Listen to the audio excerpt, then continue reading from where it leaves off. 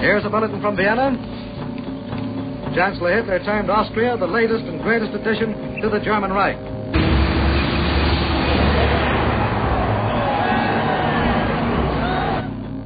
A hysterical roar of cheers today in Vienna. The crowd was described as one of the greatest gatherings ever assembled in the Austrian capital.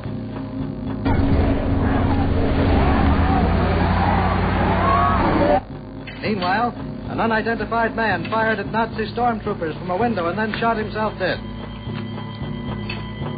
Later, at a downtown cafe, a man got up from a table, shouted Heil Hitler, and then stabbed himself.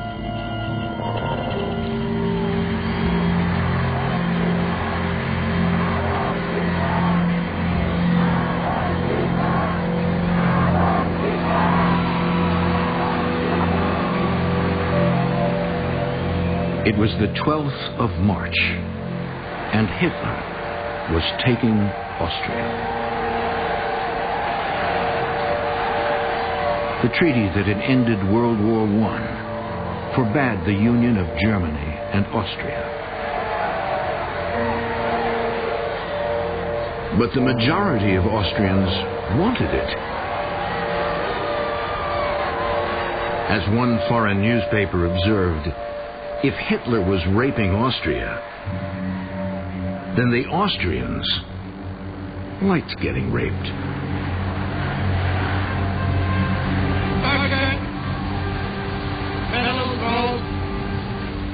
Ich proklamiere, sondern für dieses Land seine neue Mission. Die älteste Ostmark des deutschen Volkes soll von jetzt aber das jüngste Bayern, der Nation und damit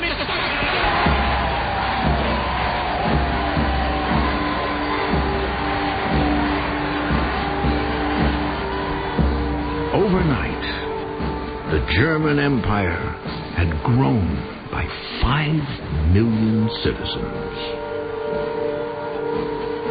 Within days, 70,000 Austrians would be sent to concentration camps.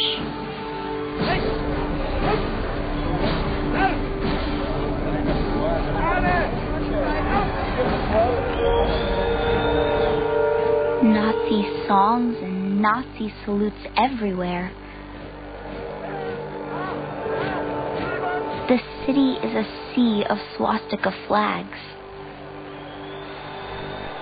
When did they manage to sew all these huge swastika flags? When did all our nice neighbors obtain their swastika insignia? What happened?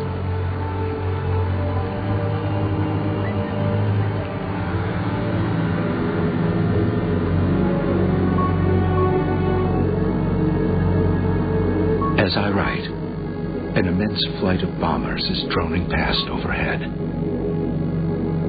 as though these planes were flying against a world power.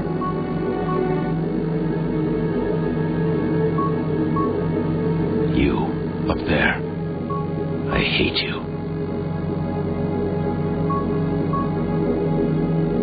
I do not know if I will survive your downfall, but this I do know.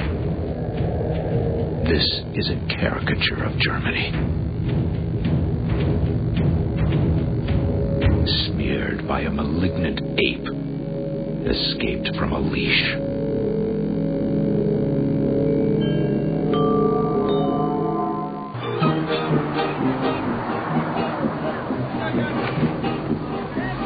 It was the summer of 1938. And celebration was in the air. Here in Munich, the Third Reich was preparing to celebrate the Nazification of German culture. 200 miles north, in Leipzig, Walter Langer and his wife were celebrating their birthdays. He turned 40. And she 30. And in the nation's capital of Berlin, Jewish journalist Bella Fromm was also celebrating. When I found myself outside the American consulate, the American visa in my hand, I had to sit down on the stone steps and cry in my grateful happiness. I'm going as soon as I can. I must manage to get out of Germany before it is too late.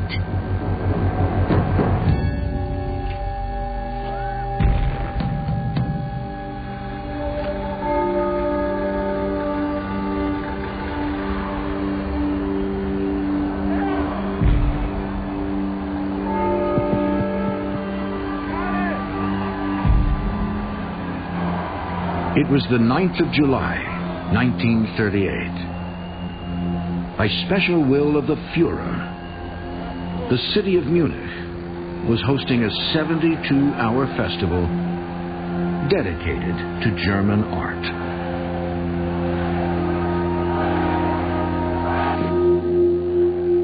If you were one of the many thousands of visitors, you would have seen the ideal Germany rendered in paintings, sculptures, and etchings, all hand-selected by Hitler himself.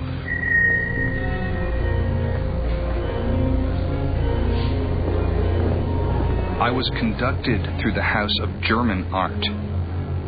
I could hardly believe my eyes. The trend is eroticism. To give German men the incentive to have many German children. And the glory of the German farmer who feeds the nation's warriors.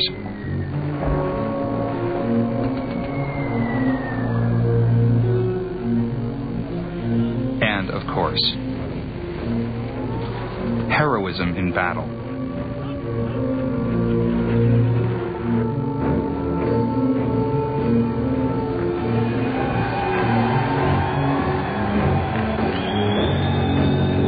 Concluding the 3-day art orgy is a 6-mile-long procession celebrating 2,000 years of German culture, with floats drawn by army horses and thousands of men and women in costume. It goes on for 3 solid hours.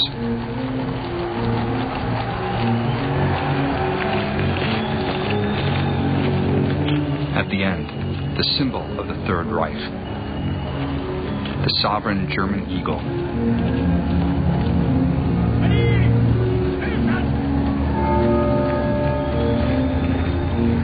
But the climax, which brings the German spectators to their feet, is the goose-stepping soldiers. It is an admission of the Führer's restless plans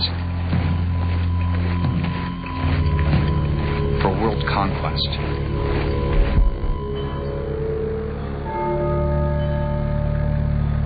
In less than 12 weeks, Hitler will move to invade neighboring Czechoslovakia.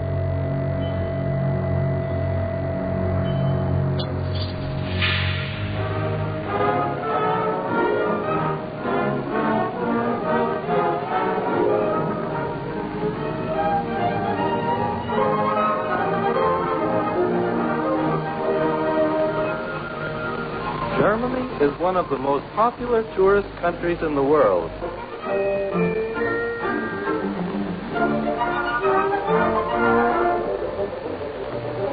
The new national travel offices relieve the tourists of the usual travel worries. But if you were a German Jew like Bella Fromm, moving around Germany was difficult.